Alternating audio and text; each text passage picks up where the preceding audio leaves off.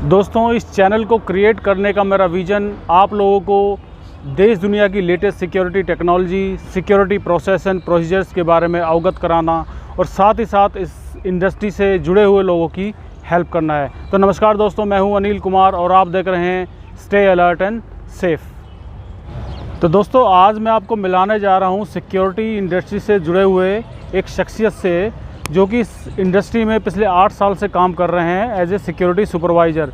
इनका नाम है रूप नारायण। तो दोस्तों, मिलाते हैं आपको रूप नारायण से और उनसे पूछते हैं उनके क्या क्या एक्सपीरियंस रहे हैं इस इंडस्ट्री के बारे में। आइए Roop Narayan ji, welcome to my YouTube channel stay alert and safe. Sir बहुत बहुत धन्यवाद आपका सर। मेरे लिए आज बहुत खुशी का दिन है सर, आपने जो मुझे यहाँ पर इनवाइट किया। सर ऐसा बहुत कम होता है कि जो सीनियर का सपोर्ट मिलता है, और सर मुझे जो सपोर्ट मिल रहा है आपसे, सर मैं पूरी कोशिश करूँगा कि इसको कायम रखूँ और आपका विश्वास पात्र बन सकूँ। बहुत अच्छी बात है रूप नारायण जी। पहला क्वेश्चन मेरा आपसे ये है कि आप पिछले 8 साल से इस इंडस्ट्री से जुड़े हुए हैं, सिक्योरिटी में काम कर रहे हैं। पहले आपने सिक्योरिटी गार्ड से यहाँ पे भर्ती हुए थे किसी भी कंपनी में, मैं कंपनी का नाम नहीं लूँगा यहाँ पे, और अभी आपको लगभग 8 साल हो चुके हैं। आप एक सिक्योरिटी सुपरवाइज़र के पद पे कार्यरत हैं एक MNC कंपनी में। तो आप इसी इंडस्ट्री में आप क्यों आए? आपने यही फील्ड क्यों चुना? आप बहुत सारे और भी फील्ड थे, आपने यही फील्ड क्यों चुना? सर वैसे तो मैं सर झूठ नहीं बोलना चाहूँगा।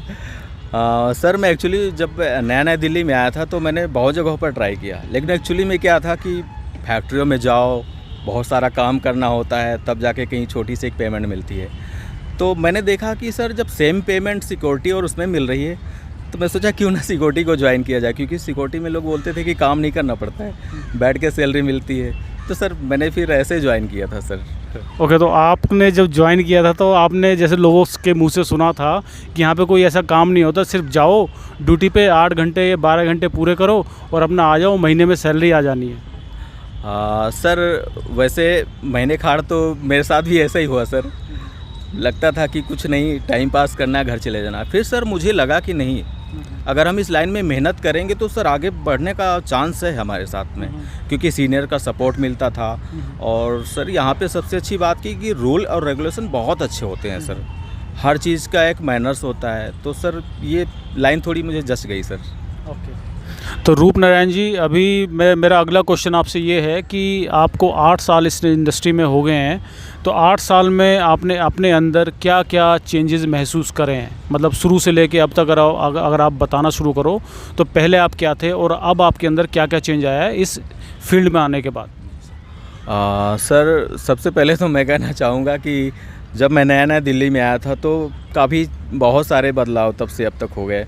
एक्चुअली मैं पहले बड़े बड़े बाल रखना, दाढ़ियाँ रखना, और मतलब तरह तरह के ऐसे कपड़े पहनना जो लगभग आजकल लोगों को अच्छे भी नहीं लगते हैं। तो जब मैं इस इंडस्ट्री से जुड़ा, काम किया, लोगों का बिहेवियर देखा, अच्छे अच्छे बड़े बड़े लोगों से बातचीत होती थी, तो उनके अकॉर्डिंग अपने आप को सर सबसे पहले अपने आप को ढाला सर। और सबसे बड़ी बात यहाँ पे ये है कि सर एक काफ़ी अच्छे प्रोफेशनल आदमियों से डायरेक्ट टू डायरेक्ट बात होती है सर, हिंदी में। मतलब कहने गए कि जब जैसे कि आपकी ड्यूटी कहीं किसी पोस्ट पे लगती है, जैसे कि आप विजिटर मैनेजमेंट, यानी कि कहीं विजिटर गेट पे आपकी ड्यूटी लगी, तो वहाँ पे आपने क्या क्या सीखा? सर वहाँ पे ये सीखा कि सर कोई भी बंदा अगर बाहर से आता है तो सबसे पहले तो हम उसको विश करते हैं, और विश करने के साथ साथ में अगर वो कितने भी प्रोफेशनल का आदमी हो, हाई से लेके सर लोअर तक भी आते हैं, तो सबको एक अकॉर्डिंग में, सबको एक ही साथ में लेके हमें सबको, मतलब ये कभी महसूस नहीं होने देना कि आप लेबर हो या बहुत बड़े हो।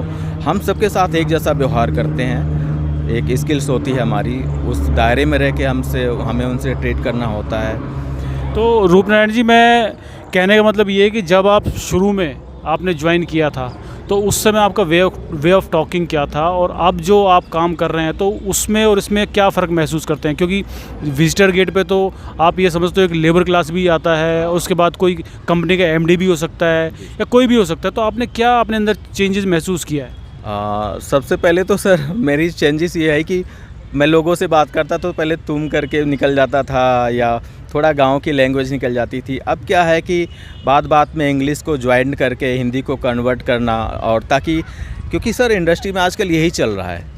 अगर आप अच्छे टॉकिंग रखते हो, हर चीज़ अच्छा रखते हो, तो लोगों का इंप्रेशन थोड़ा अच्छा लगता है। क्योंकि सर कोई भी अगर घर से बंदा चलता है तो कोई माइंड से फ्रस्ट्रेट होता है, किसी को अपने बिजनेस का लोड होता है, किसी को फैमिली का। तो सर मेरा काम होता है कि सर उसको स्माइल दे के एक विश करना, ताकि उसकी मतलब 50% थोड़ी मतलब टेंशन यहाँ पे दूर हो जाए, और अच्छे से बात करना। सर प्लीज़ बैठिए सर, मोस्ट वेलकम। बिल्कुल सर, अभी चेक करता हूँ मेल अभी आपका, ताकि मतलब टोटली मतलब उनके माइंड को कन्वर्ट कर देता हूँ। ओके, तो अगर मैं आपकी पर्सनैलिटी की बात करूँ तो आपने अपने अंदर इन चीज़ों से, मान लो आपने देखा कि बहुत अच्छे अच्छे लोग आते हैं, प्रोफेशनल्स आते हैं, तो आपने अपने अंदर क्या चेंज महसूस किया? अपने अंदर सर मैंने ये चेंज महसूस किया। पहले क्या था कि सर बॉडी में कोई मतलब शेप का कोई वो नहीं था, पेट काफ़ी निकला हुआ था, बाल बड़े थे, दाढ़ी वगैरह टाइम से नहीं कटवाना। मतलब अब तो क्या है कि कपड़े पहनना है तो वो भी इस्त्री करके पहनना है, बाल छोटे होने चाहिए, शेविंग रोज़ बननी चाहिए। ये सारी चेंजिंग्स मैंने अपने आप में डाली, और अपने आप को मेंटेन भी किया, जिम वगैरह जाना शुरू किया, ताकि लोगों के अनुसार मैं भी दिख सकूं, अच्छा दिख सकूं। तो ऐसा क्यों किया आपने? सर क्योंकि मुझे लग रहा था कि मैं यहाँ पे जो ऑब्जर्व कर रहा हूँ रियल लाइफ यही है। पहले जो मैं जी रहा था वो तो एक अलग की लाइफ थी, लेकिन सर ये जो प्रोफेशनल लाइफ है जहाँ पे सिक्योरिटी में मैंने महसूस किया कि रियल लाइफ यही है। जो अच्छे बड़े लोग जितने भी होते हैं सब वैसे ही होते हैं। Good good good. तो कहने का मतलब ये है कि आप सुन रहे होंगे मेरे व्यूअर्स कि इनके अंदर एक पर्सनैलिटी डेवलपमेंट भी हो, ये कह सकते हैं कि जब से सिक्योरिटी में आए हैं, जब से लोगों को इन्होंने देखा, छोटे से लेके बड़े लोगों को देखा, उनके बिहेवियर को देखा, तो इन्होंने अपनी चीज़ें, मतलब जो उनकी अच्छी चीज़ें हैं उनको अपने अंदर अडॉप्ट करने की कोशिश की। अपने कपड़ों को भी ठीक किया इन्होंने, ठीक है, अपने बात करने के तरीके को भी इन्होंने ठीक किया है, तो इनमें काफ़ी अच्छा चेंज आया है। अब अगला क्वेश्चन मेरा है रूपनारायण जी आपसे कि लर्निंग सिक्योरिटी में क्या आप अब सब कुछ सीख चुके हैं या अभी भी काफ़ी लर्निंग बाकी है? अगर है तो आप क्या समझते हैं? सर मेरा ये मानना है कि इंसान कितना भी बड़ा क्यों ना हो जाए, वो हमेशा सीखता ही रहता है, अपने सीनियरों से या जूनियरों से, कह सके तो जूनियरों से भी, हर किसी से कुछ ना कुछ अपनी जर्नी में मैंने सीखा ही है। और सर आगे पूरी कोशिश करता रहूँगा कि आगे भी सीखता रहूँ।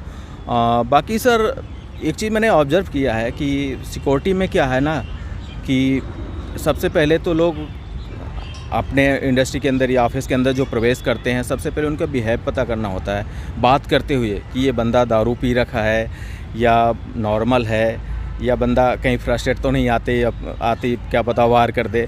ये सब चीज़ें ऐसी छोटी छोटी चीज़ों को ऑब्ज़र्व करना सीखा है। बाकी हम अगर रोड पे भी चलते रहते तो ये भी ऑब्ज़र्व करते हैं, अगर ये बंदा जा रहा है तो इसके अंदर मतलब क्या क्या कमियां हो सकती हैं। तो कहने का मतलब ये है कि आपने ह्यूमन बिहेवियर के बारे में भी सीखा है।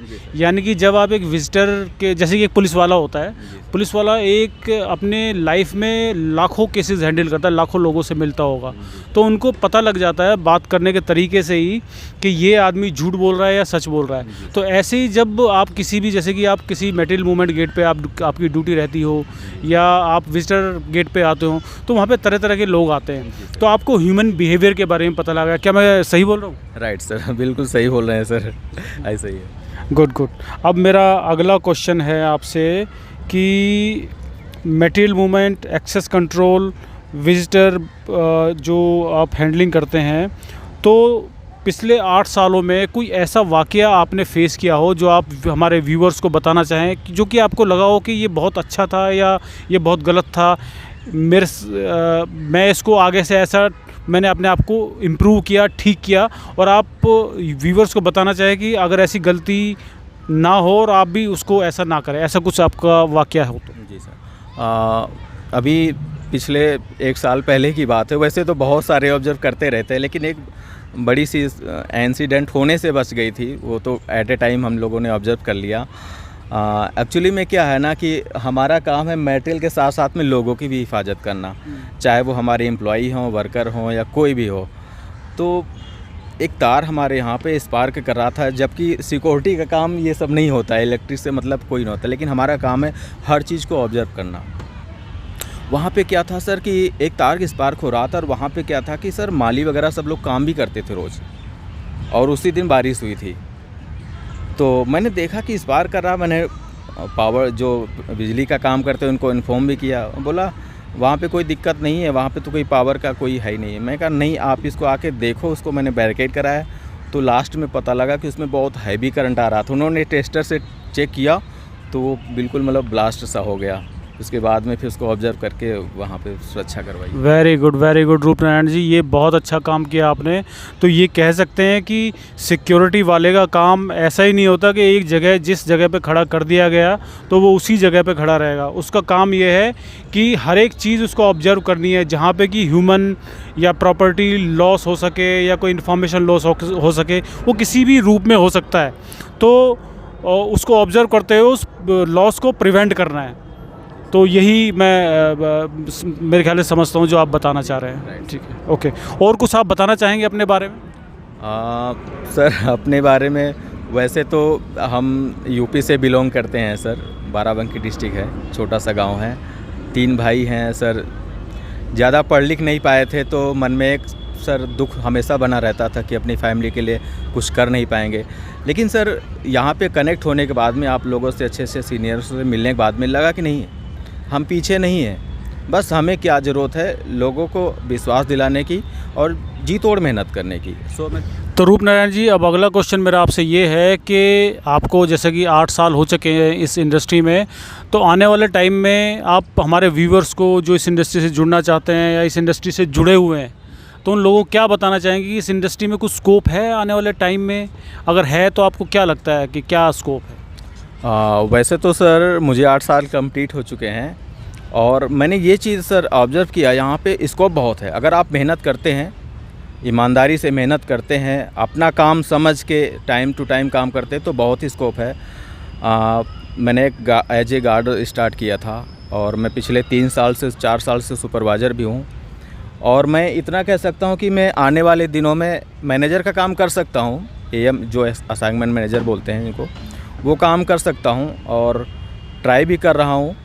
और मुझे लगता है कि हम या आप कोई भी हो, अगर हम मेहनत करते हैं अच्छी, तो सफलता मेरे हिसाब से दूर नहीं है। बहुत अच्छी बात रूपनारायण जी। कहने का मतलब ये है कि मेरा एक सजेशन सभी लोगों को और आपको भी है कि अगर आपको एक नेक्स्ट लेवल पे जाना है तो उसको एक दिमाग में आपको रखना चाहिए कि मेरे को अब यहाँ से मेरे को नेक्स्ट लेवल पे जाना है। ठीक है, और उस लेवल का आपको पहली बात काम आना चाहिए कि उस लेवल का काम क्या होता है। ठीक है, फिर उसको आपको प्रैक्टिस करना चाहिए। यानी कि जो आपका एग्जिस्टिंग काम है, जो अभी आपकी ज़िम्मेदारी है, ज़िम्मेदारी के बाद जो आपके नेक्स्ट लेवल है कि असाइनमेंट मैनेजर का जो काम है, वो क्या क्या प्रोफाइल है उसका, आपको धीरे धीरे उसको करते रहना चाहिए। क्योंकि इस इंडस्ट्री में आपको कोई सिखाने नहीं आएगा। ठीक है ना, आपको खुद सीखना पड़ेगा, अपना टाइम डिवोट करना पड़ेगा। यहाँ पे अगर आपकी कोई जिम्मेदारी सुपरवाइज़र की है वहाँ पे, तो आपको AM का भी काम करना पड़ेगा, साइड बाय साइड टाइम निकाल के वो करता रहना पड़ेगा। क्या मैं गलत कह रहा हूँ? नहीं सर, आप बिल्कुल सही कह रहे हैं। एक्चुअली में क्या है, मैं थोड़ा प्रोफेशन आपको समझा देता हूँ। जो सुपरवाइज़र करता है या जो गार्ड करता है, सर गार्ड का काम है, अगर वो अच्छे ईमानदारी से मेहनत करता है तो सुपरवाइज़र उसको जल्दी से प्रमोट करता है। सर यही मैं लोगों को समझाना चाहता हूँ। अगर कोई भी सुपरवाइज़र हो, अगर अच्छे से AM के साथ में कंधे से कंधा मिला के चलता है और टाइम टू टाइम रिपोर्ट करना, हर चीज़ की रिपोर्ट बना के तैयार करना टाइम टू टाइम, ताकि मैनेजमेंट को सुरक्षित कर सकें, तो जल्द से जल्द उसका प्रमोशन हो सकता है सर। गुड। अब मेरा अगला क्वेश्चन ये है कि मैंने अपनी इंडस्ट्री में बहुत से लोगों को देखा है, जैसे सिक्योरिटी गार्ड लगा लो या सिक्योरिटी सुपरवाइज़र लगा लो। उनको अगर पूछा जाए कि जैसे कि मेरे पास, मैं तो बहुत इंटरव्यू लेता रहता हूँ, कोई सुपरवाइज़र आया, कोई गार्ड आया, मैं उनसे पूछता हूँ कि भाई विजिटर मैनेजमेंट बता दो क्या होता है, या फिर आप मटेरियल मूवमेंट के बारे में बताइए क्या होता है। ठीक है, RGP NRGP बताइए, तो बता नहीं पाते हैं। वैसे वो बताएंगे जी मेरे को 8 साल का अनुभव है, मेरे को 12 साल का अनुभव है। तो आपको ऐसा क्या लगता है कि वो बता क्यों नहीं पाते हैं 10 साल 12 साल के अनुभव के बाद भी? आपको क्या लगता है? सर क्या होता है कि हमारे पास भी कुछ ऐसे लड़के हैं जो 10 साल 12 साल पुराने हैं, हालांकि हैंडल तो सब कुछ करते हैं, काम भी हर कुछ परफेक्ट करते हैं, लेकिन उनसे जब बात करने लगो तो थोड़ा सा घबरा जाते हैं। तो मैंने आजकल क्या किया, अपने लड़कों को उनको टॉकिंग करवाता हूँ सर। न्यूज़पेपर या हिंदी का 1-2 पेज दे देता हूँ पढ़ने के लिए, इसको पढ़ो, पढ़ने के बाद में मेरे सामने उस चीज़ को बोलना है। तो इससे क्या होता है सर, उनकी टॉकिंग भी हैंड टू हैंड उनको क्लियर हो जाती है। इससे क्या होता है सर, हमारे को सबसे बड़ा फ़ायदा ये होता है सर, हमारे एक्चुअली में हम जिस ऑफिस से जुड़े हुए हैं, टाइम टू टाइम ऑडिट होता है या विजिट होता है, कस्टमर्स विजिट होता है। ऐसे में क्या होता है, कोई भी गार्ड घबराता नहीं है, फेस टू फेस उससे बात कर लेता है बिना झिझक के, इसलिए उसको कोई दिक्कत नहीं होती है। और मैं सबको यही कहना चाहूँगा कि आप लोग जो जिस काम को कर रहे हो उस चीज़ को बताना सीखो। अगर आप बताओगे नहीं, सीनियर को बताओगे नहीं, तो सीनियर आपको समझेगा कैसे। जी बिल्कुल बिल्कुल, आप सब बिल्कुल सही कह रहे हैं। तो इसको मैं थोड़ा सा और आगे ऐड करना चाहूँगा कि जो भी आदमी एक जगह पे काम करता है, तो इस इंडस्ट्री में बहुत से लोग मैंने देखे हैं कि सिर्फ वो वहीं पे रहना चाहते हैं कि हमें अगर कंफर्ट लेवल आ गया, यहाँ पे हमारी अगर बैठने की ड्यूटी है, तो वो दूसरी पोस्ट पे जाना नहीं चाहते। और जब दूसरी पोस्ट पे जाना नहीं चाहते हैं तो इसलिए वो लर्निंग भी नहीं होगी उनकी। और वो क्या है ना कि अपने काम के बारे में सोचते नहीं है, एक जगह बैठ के करते सारा काम है वो, बट क्या है कि उसको रिमाइंड नहीं करते, अपने दिमाग में उसकी जो रील होती है ना, पिक्चर होती है, उसको चलाते नहीं है कि मैंने आज ये भी किया। या अगर वो पिछले 10-15 दिन या 20 दिन का पूरा काम का एक ब्यौरा बनाए कि मैंने क्या क्या डिफरेंट काम इस पोस्ट पे रह के किए हैं, तो वही उनकी एक्चुअल में रिस्पॉन्सिबिलिटी होती है, जबकि वो उसको रिमाइंड नहीं करते।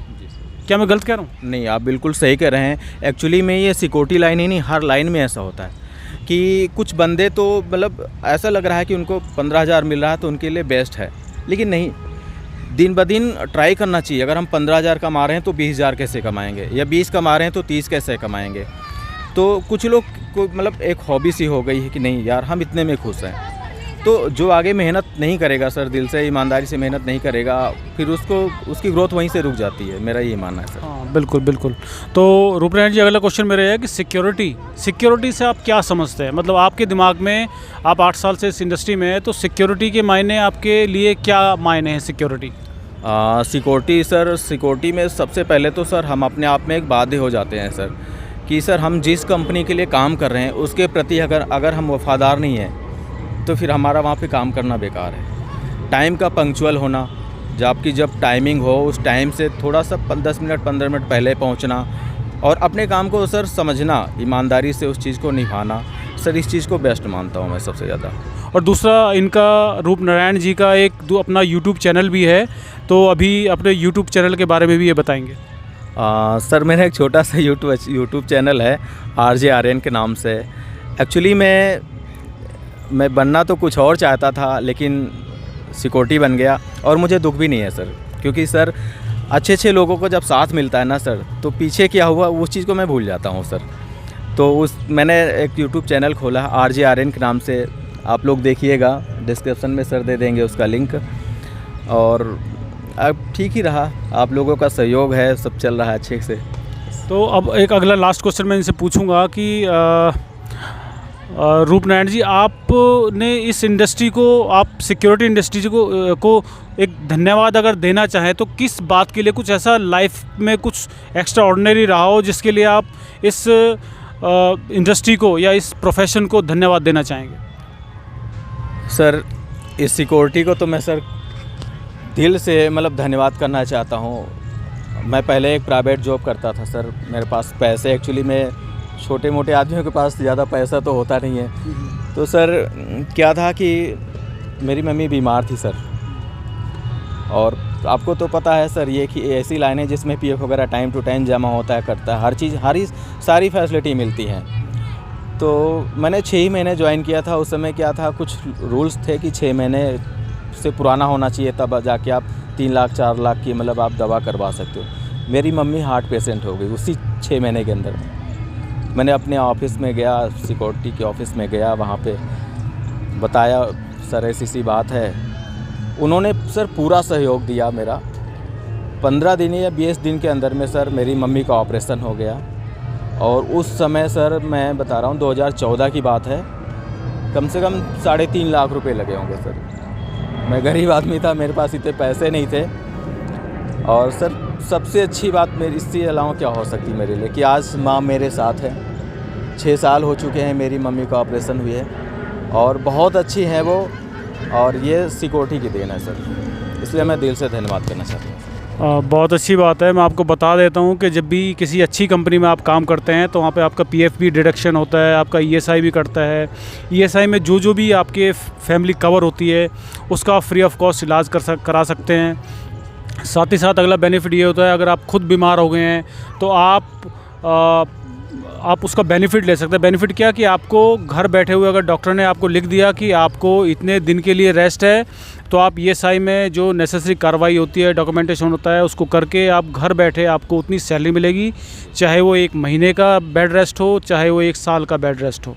तो ये बहुत अच्छी बात निकल के आई रूपनारायण जी से कि इन्होंने अपनी माँ को बचा पाए, क्योंकि ये एक अच्छी कंपनी में काम कर रहे थे और वहाँ पे ईएसआई डिडक्शन होता था। चलिए, बहुत बहुत धन्यवाद रूपनारायण जी, बहुत अच्छा इंटरव्यू रहा आपके साथ। और इसी के साथ हम इजाज़त लेते हैं। दोस्तों, आपको ये वीडियो कैसा लगा प्लीज़ लाइक ज़रूर कीजिएगा और शेयर भी कीजिएगा।